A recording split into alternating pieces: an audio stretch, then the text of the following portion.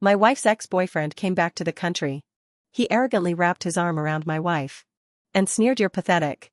Your wife never really cared about you all these years. The one she's truly loved was me." But I just looked at him and suddenly smiled. I said, "Think about it another way. The goddess you've been obsessed with all this time has been with another man for years. How does that feel?" Then I went back to flipping through my accounting books, not even bothering to give him another glance. Later he completely lost it. He sent me photo after photo of him and my wife kissing, getting intimate, losing themselves in passion. He told me to back off quietly. I laughed because in our prenup, it clearly states the guilty party leaves with nothing. Turns out no matter how cunning a bad guy is, he still loses. To a full stroke of genius sending me those pictures. Was that because he thought I didn't have enough evidence? Chapter 01. My wife's ex-boyfriend returned from abroad. The first thing he did was come to her office. And he even kissed her right in front of me. Like he was claiming ownership. Like a victorious general returning from battle. He shouted, "I'm back." I closed the file in my hands. Looked at Makoto holding Willow tightly. And said expressionlessly, "I'll let you two carry on. I'll discuss the contract with you tonight."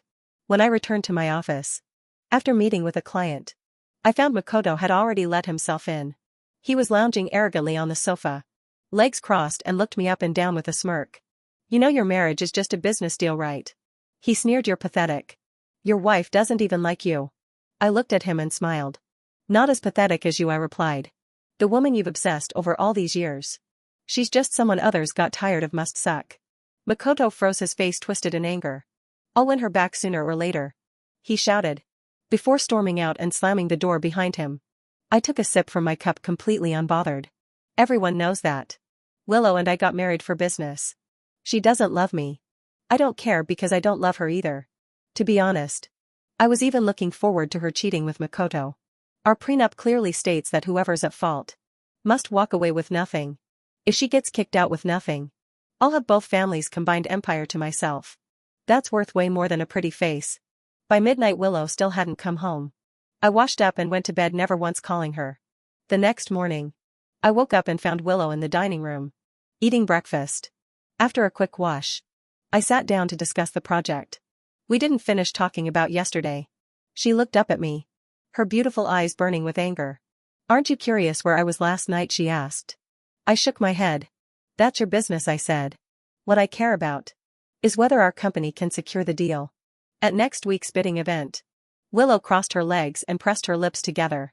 "Of course," she said, "this project is practically ours." I nodded, unlocked my phone, and was just about to check the financial news when I saw that Makoto had added me on WeChat.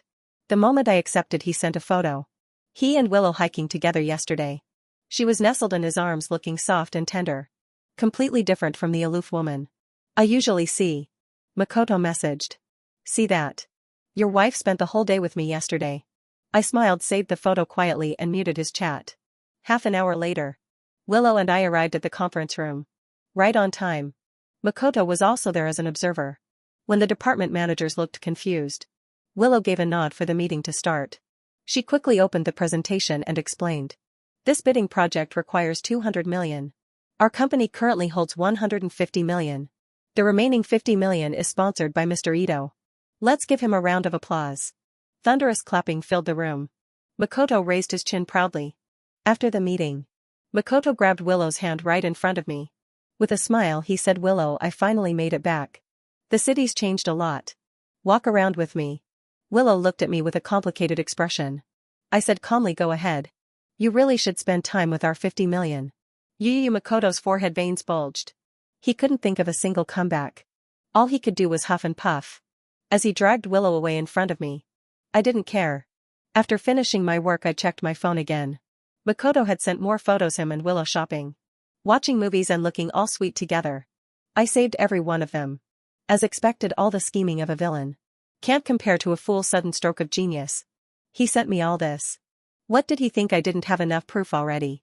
When Willow gets kicked out with nothing, she should really thank Makoto. Chapter 02. After working overtime that night, I was surprised to find Willow at home. When I came upstairs after washing up, she put down her book and said, "George, how about we have a baby?" I looked at her in shock. "What happened? I thought you didn't want children when we first got married." I did think about having a child with Willow. But she said pregnancy was too damaging to a woman's body. And since we were both just starting our careers, we should prioritize work now. She lowered her eyes and said, "Didn't your grandfather say during New Year's dinner that he wanted to have a grandchild soon?" I thought for a moment and replied, "I'll explain it to him later. Let's wait until our stocks go public overseas before having a baby." That was an excuse I had carefully crafted. The truth is I no longer want a child with Willow. Ours was a business marriage. We stayed out of each other's private lives. But I knew Willow had ambiguous relationships with several men. It was clear we wouldn't last. Now that Makoto had returned to the country, he was Willow's college ex-boyfriend. She stopped contacting him when she went abroad. But 2 years later, Makoto also went overseas to chase after her. Unfortunately, he had barely stepped foot on campus when Willow was summoned back by her parents for an arranged marriage. With me, the bidding event went ahead as scheduled. Our company and the rival clashed head-on and laid out our final offers. In the end, we secured the project with $200 million. That evening the company hosted a celebration dinner. Just as everyone was cheering for Willow and me, Makoto showed up late in a custom-made gray suit. He walked right up and wrapped his arm around Willow's shoulders.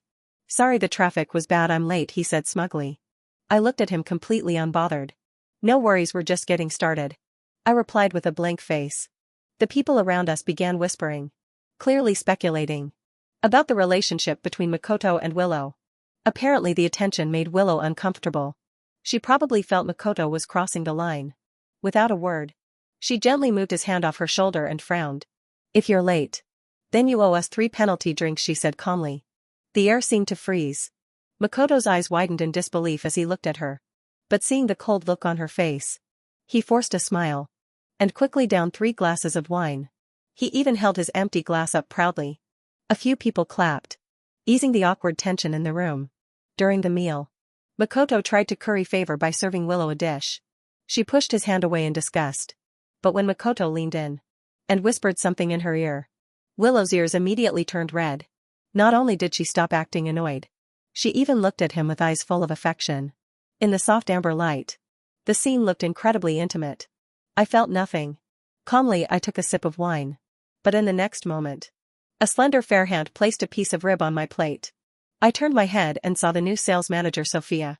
At just 26 she had already closed multiple major deals and surpassed all her sales targets.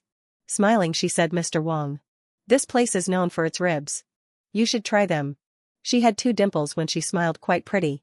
I tasted a bite and said, "Not bad, thank you, Miss Kim." She pursed her lips, "No need to be so formal, Mr. Wong. Just call me Sophia." We started chatting. As it turns out, Sophia had an impressive grasp of market trends. If she became my assistant, my productivity would definitely increase. During a pause I glanced at Willow. She was silently swirling her wine glass and staring at us like a hunter watching her prey. I ignored her, but she walked over, clung to my arm, and said she felt drunk and wanted me to take her home.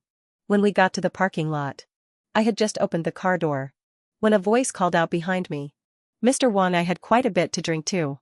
Mind giving me a ride?" I turned and saw it was Makoto. He casually put his arm around Willow's waist and tried to lift her into the car. Willow's cheeks were flushed. Her eyes closed as if she was resting, leaning silently against him like she really was drunk. They wanted me to play chauffeur. I chuckled softly. Without a word, I slammed the door shut right in their faces, got into the driver's seat and drove off with a roar. Later Makoto sent me a photo from a hotel. Bed sheets in disarray. Clearly evidence of cheating. I had to admit Makoto wasn't as good as me. But he was still a tall, rich and handsome guy. Too bad he was also a total idiot. Simp other jerks who go after married women just want a quick lay. But Makoto, he throws money and effort around like a hopeless romantic, all just to win back his college crush. Honestly, his kind of love-struck persistence makes him the absolute king of simps. I saved the photo. Thanks Makoto for giving me such considerate evidence. Now I didn't have to pretend there was anything left between Willow and me. Unfortunately, it still wasn't the right time to divorce. Once our stocks go public and the company's valuation doubles, that's when I'll file for divorce. Take Willow's shares and my net worth will skyrocket. Then I'll never have to be shackled by this arranged marriage again. Chapter 03. I didn't think much of it. My attention quickly shifted back to the stock listing. Chasing women isn't as rewarding as building a business. My father was living proof of that. After marrying my mother, he handed over all the company's finances to her. But just as he finally made some real progress in his career, she cheated on him. She claimed it was true love, and accused my father of only caring about money and never paying attention to her. What was worse, she transferred all the company's liquid assets to that man planning to elope with him. In the end, her so-called soul mate took the money, blocked her, and disappeared. Wong Corporation was on the verge of collapse. Even our house was about to be seized. Fortunately, my grandfather stepped in. He bought up most of the company shares and used some shady means to track that man down and drag him back. That's the only reason we managed to hold on to control of the company. But I lost the right to choose my own marriage. I was forced into a business alliance with Willow. So I constantly remind myself, always stay in control. So I'll never get kicked out of the game. Someday without warning. Mr. Wong, you're free this afternoon. Want to grab some lunch together? I had been on the road for the past 2 weeks. For the stock IPO. The day I returned to the office, Sophia approached me with a smile. She was now officially my executive assistant.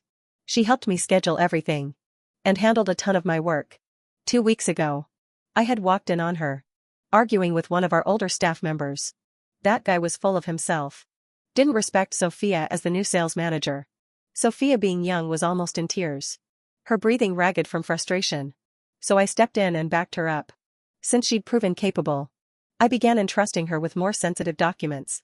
This month, with the IPO preparations, I barely had time to sleep. And she worked non-stop right alongside me. She definitely deserved a good meal. I smiled. Let's do lunch today, then you pick the place. Looking at Sophia, so young, so full of energy, I couldn't help but think youth really is a gift. Even though I'm only 5 years older than her. But I was raised as the family's successor. From a young age, my parents focused on grooming me to lead. Never once did they teach me to care about things like age. I liked working. I'd been flying around for a whole month. Hadn't even stepped foot in my house during that time.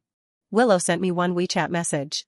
But I was in a late meeting that day and forgot to respond. At lunch, Sophia kept serving me food. You should eat more, Mr. Wong. You've lost weight, she said. I smiled. Thanks, you should eat too. We were just eating when Makoto stormed in, kicked the table over, and shouted, "Bastard. I finally found you. Where the hell are you hiding, Willow?" Sophia stood up and stepped in front of me protectively. She scowled. Who the hell are you? Makoto jabbed a finger at her nose. What, you blind?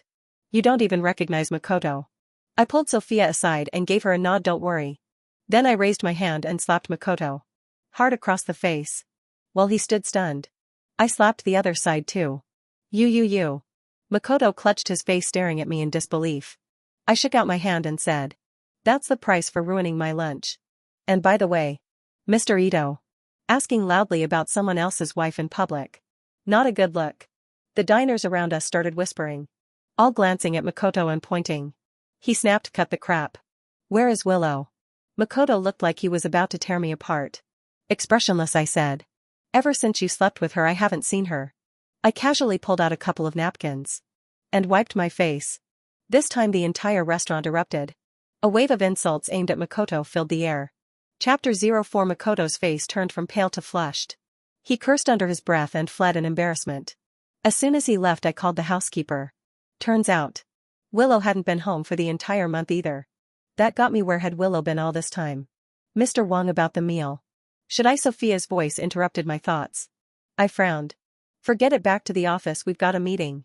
2 hours later, Willow appeared in my office. I said coldly, "Welcome home, my dear wife." She walked toward me with open arms, but I subtly dodged.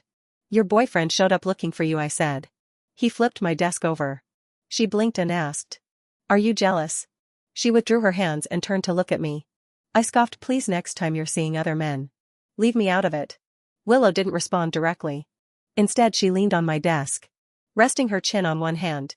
"It's been so long since we last saw each other," she said. "Aren't you even curious where I've been?" I looked at her, puzzled. "We're both busy working. What's there to be curious about?" Her eyes dimmed for a moment, but quickly regained their calm. "Then how about we have dinner together at home tonight? Just the two of us," she suggested. "We'll see," I replied, and turned back to my contract documents. Ignoring her, Willow, clearly feeling dismissed, got up to leave. Right then Sophia entered. Maybe it was just my imagination, But I thought. I saw the two women exchange the saltless of glances. Later that evening I went home to grab some documents. As soon as I walked in, I saw a man sitting on the couch with his back to me. Head hanging low. Willow was sitting across from him, holding a glass of red wine. When the door opened, the men turned around. Makoto again. His hair was messy. His face haggard, looking like a complete wreck. He stood up the moment he saw me and said, "George, please divorce Willow, I can't live without her." I raised my brows. "Excuse me. Please," he said, "let her go, let us be together." I turned to Willow. She leaned against the sofa, clearly not planning to say anything. I chuckled. "Fine by me. If Willow agrees, I'll sign the papers right now." Of course, I thought to myself. Would that leave everything behind, clause in our prenup? I doubt she's willing. Willow put down her wine and stood up facing Makoto. "What are you talking about?" she said. "Why would I divorce my husband?" She looked annoyed. "Why are you clinging like before? I thought you'd grown up. But you're still as childish as ever. Just leave." Makoto stared at her wide-eyed in disbelief. He pointed at me and shouted, "You're really going to give up the chance to acquire the Lin Corporation?" For him, what? That was news to me. I frowned. "Willow, when did we start talking about acquiring the Lin Corporation?" Makoto, now furious, kept going. "He doesn't even know about the acquisition plan," he yelled. "I do. I can make it happen. And you still want to stay with this useless idiot?" My tone grew colder. "Willow, answer me now. This was about the company. I wasn't going to play nice." Willow took a step toward me, reaching out. "George, the proposal and execution plan are already done. Just leave this matter to me." I stepped back. "This company doesn't belong to you alone. What are you trying to pull?" It seemed Willow was becoming bolder. Bold enough to try and sideline me completely. Makoto didn't care about any of that. Like a man possessed, he shouted, "I know everything about the Lin Corporation. Only I can make the deal happen." Then he jabbed a finger at my face and yelled, "And him, he's messing around with subordinates. He's not even fit to be your husband." "Shut up," I snapped. Anyone hearing that kind of insult would have lost their temper. Chapter 05. Willow snapped, "Mr. Ito, mind your language. Get out now or I'll call security." Seeing Makoto acting half deranged, Willow decisively pulled out her phone to summon the guards. I poured myself a glass of water and looked at her. "President Liu, is there something you'd like to tell me?" Willow lifted her wine glass, took a small sip and said, "George the First, no, I didn't inform you in advance. But don't you understand? If we acquire Lin Corporation, and I almost burst out laughing at her foolishness. I cut her off. "Have you really been doing all this behind my back? For a whole month? You know we're preparing for an overseas IPO. We need every bit of capital we have. Are you trying to create a cash drain on purpose?" George the First, have my own plans. Stay out of my business and stay out of Makoto's. He's spending money and effort as my simp. I'm only using him." I was speechless. Plans, all I felt was contempt. Did she think I'd be impressed by such shady profiteering? I said coldly. "We're both shareholders without my consent. You can't push this through," she snorted. "Then let the board vote 8 a.m. tomorrow sharp." Willow slung her bag over her shoulder and walked out. Watching her back, I realized Makoto's judgment of her was accurate. Selfish and utterly profit-driven. Someone like that isn't worthy of being my wife. The next morning at the board meeting, Willow's motion to acquire Lin Corporation passed by a single vote. My face went rigid. The swing vote had come from Sophia Worse. The proposal Willow presented carried our corporate seal. That seal has always been under my control. And since Sophia came on board, she's been its custodian. My first rule to her was, nothing gets stamped without my approval. Especially anything involving Willow. After the meeting, Sophia approached me, eyes full of remorse. "I'm sorry, Mr. Wong. I failed to guard the seal. And President Liu exploited the loophole." I frowned. "You mean Willow stole the seal?" Sophia nodded. I gave a short, mirthless laugh. I slid my laptop toward her. The surveillance footage showed Sophia handing the seal to Willow. And the two women even shared a quick hug. "You're monitoring me?" Sophia stared in disbelief. "An executive assistant's position requires real-time oversight." I replied, "I've been swamped and you took advantage." I turned the screen back toward yourself. "Your employment contract states that passing the seal to anyone but me constitutes theft of trade secrets. Get ready for prison." Panic flashed across Sophia's. "Mr. Wong," I lost my head for a moment. "Please, considering all the work I've done, spare me." I raised my eyes. "Why should I? What benefit is there for me?" Sophia bit her lip. "Willow trusts me completely. I can help you with anything. As long as you don't involve the police." Staring at her desperate expression, I said. Fine, then I want Willow to walk away with nothing. Chapter 06 With the backing of key board members. The acquisition of Lynn Corporation went through smoothly though. Willow and I signed one more agreement. If the overseas IPO fails, Willow will surrender all her shares. Eager to win back my trust. And knowing she was in the wrong, she accepted the lopsided deal without protest. Now the real show began. To fast-track the IPO, Willow needed a flood of cash. Even after maxing out every loan channel, she was still 10 million short. At my suggestion, Sophia steered her toward a high-yield investment product that promised sky-high returns. At first the payouts looked great. Once Willow doubled down, she lost everything. Cornered, she had to admit defeat. George, she pleaded. Does our marriage mean less to you than a few shares? She was still struggling, grasping at straws. Besides, Willow argued, Makoto guaranteed that after we bought Lynn Corporation, we'd inherit all of Lynn's major contracts. Why haven't we seen a single one? He can't be wrong. I just smiled. Of course there are no contracts. Because my own shell company poached them all. That company has zero connection to Willow. It's pure Wong family property. Blame yourself for trusting Makoto too much, I told her. She shook her head. Impossible. Makoto loves me, he'd never lie to me. I gave a cold laugh.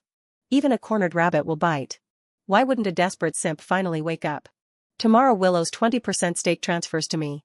Added to my existing 20%. I'll become the largest shareholder. The thought alone is exhilarating. Then I remembered. I'd left the share transfer papers in my office. I jumped in the car to get them. As I turned onto the main road, a huge Range Rover barreled straight at me. I swerved hard, but not enough. The collision sent my car slamming into a guardrail. My head burst open. Blood blurred my vision. Half conscious, I saw a figure climb out of the other vehicle. Street lights glinted off the knife in his hand. I can't die. That was my only thought. I slapped myself awake, dragged my injured leg out of the wreck, and staggered toward a nearby convenience store. Somewhere with people. My pursuer raced after me.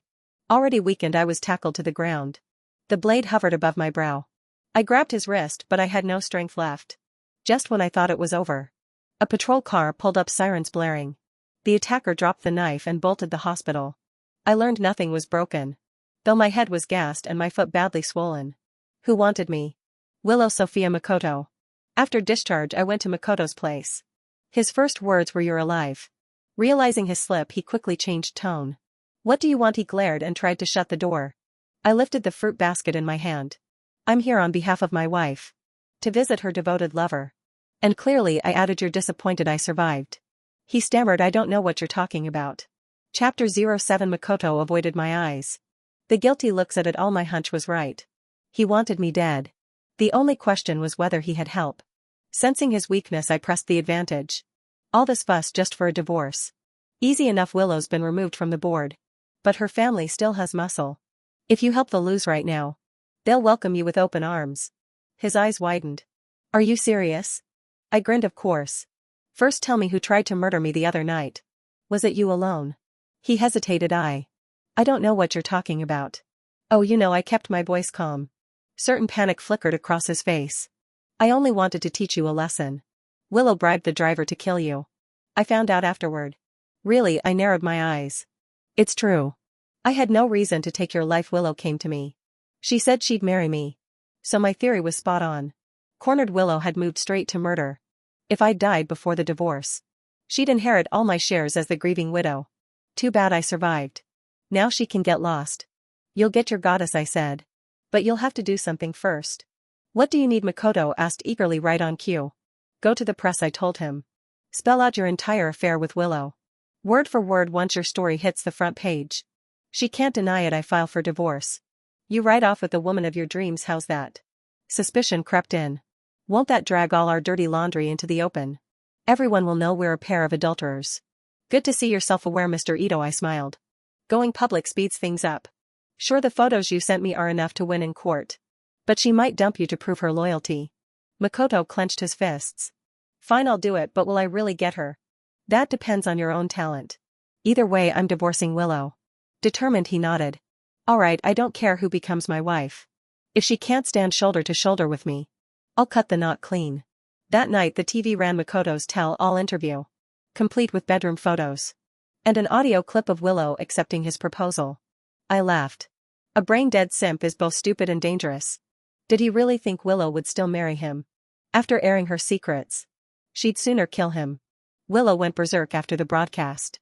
80+ missed calls in a single night. I watched the screen glow and fade. Then blocked her number.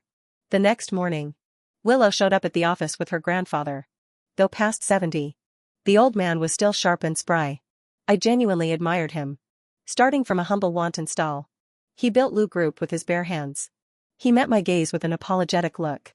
George, you've seen the news, I assume. I nodded. Chapter 08. Grandfather Lou sighed. That girl Willow was spoiled from childhood. I never imagined she'd do something so disgraceful. Don't worry, George will give you a proper resolution. I intend to divorce Willow. I replied as calmly as if I were discussing someone else's business. A man should be magnanimous, he counseled. Divorce isn't worth it. Will your own grandfather even agree? I've already spoken to him, I said. And frankly, if I don't end this marriage, I might not stay alive much longer. His brows knit. George, what are you implying? I placed a recorder on the table. The driver who rammed my car had been caught. Before reaching the station, he confessed that Willow hired him, promising $1 million once the deed was done. He'd kept their chat logs as insurance. Faced with the evidence, Grandfather Lou slammed his cane on the. I thought you were merely spoiled. But at your age to plot your husband's murder. Lou Group has no place for someone so vicious. Grandfather, let me explain. Willow began biting her lip. Save it, I said, Miss Lou. You can explain to the judge. Grandfather Lou turned away. And Willow hurried after him. Clearly the family intended to wash their hands of her. I filed everything with the court. No matter how bitterly Willow begged. I pushed the divorce through. When the ruling came down, all assets in her name passed to me. After absorbing Willow's 20% stake and liquidating the funds she had trapped in that shady investment, the company floated overseas in record time. Our market cap tripled overnight. As for Sophia, I let her off with only a dismissal. She had clawed her way up to executive assistant. Getting fired was blow enough. At last I could breathe. Burned out, I decided to treat myself to a little shopping. The moment I stepped into the mall, I saw a woman straddling a man, slapping his face viciously. A crowd had formed.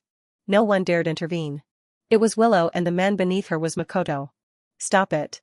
I shoved Willow aside. Whatever had passed between us, Makoto had however stupidly helped speed up my divorce. Makoto covered his face, unable to meet my eyes. Someone in the crowd shouted. The police and medics are on their way.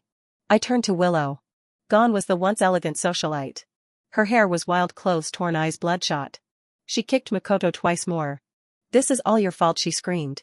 Because of you I was cut off by the Lou family. You ruined me. She raised a stiletto heel ready to stamp on his face. Fearing real bloodshed, bystanders finally surged forward, pinning Willow down, while paramedics rushed Makoto to the hospital. Chapter 09. Makoto, bleeding and trembling, was wheeled toward surgery, never once meeting my eyes. Yet I heard him whisper thank you. The next day I visited him. He sat on the hospital bed staring out the window, wooden and lost, setting down a basket of fruit. I asked, how are you feeling? Still gazing outside, he murmured. I'm going back to the States. You've given up on marrying Willow. Makoto let out a quiet, bitter laugh. Glancing at his bandaged arms, he said, I finally saw it. Willow never loved me. The moment I threatened her interests, she dumped me without hesitation. She's always loved only herself. Why keep humiliating myself? A blazing first love from our youth, he added softly. Once the glow fades, so does the love. At last he'd woken up. I patted his shoulder. If you need anything, just ask. He nodded. Thanks, truly. Willow was jailed for assault. Harsher charges still awaited her. I took my father to Sonia for a well-earned break. Warm, soft sand underfoot. Postcard views in every direction. It felt perfect. Tourists in beachwear strolled past, reclining on a lounger with a fresh coconut. I closed my eyes to the sun until a slender, fair hand appeared holding my car keys. Hey handsome, did you drop these? The voice was sweet and teasing. I followed the hand upward. The woman removed her sunglasses and flashed a radiant smile. Sunlight made her clear eyes sparkle. She'd found the keys I'd lost while walking the shore. Rising, I accepted them with a faint smile. Yes, thank you. No problem, handsome. Could I add you on WeChat? She batted her lashes playfully. Sure, I said, no reason to refuse a beauty. We scanned each other's QR codes. I asked with a smile. And your name is? Her grin was bright as the sun. My surname's Lou, Alicia Lulu. Seeing my puzzled look, she offered a handshake. Willow Lou is my sister. It clicked when I married Willow. Her younger sister was studying in the UK and couldn't attend. I'd barely heard of her. So was she here to reclaim the Lou family shares? To revive the alliance between our families? Taking her hand, I returned the smile. Pleased to meet you, Alicia. Whatever her aim. It doesn't matter as long as I remain the hunter.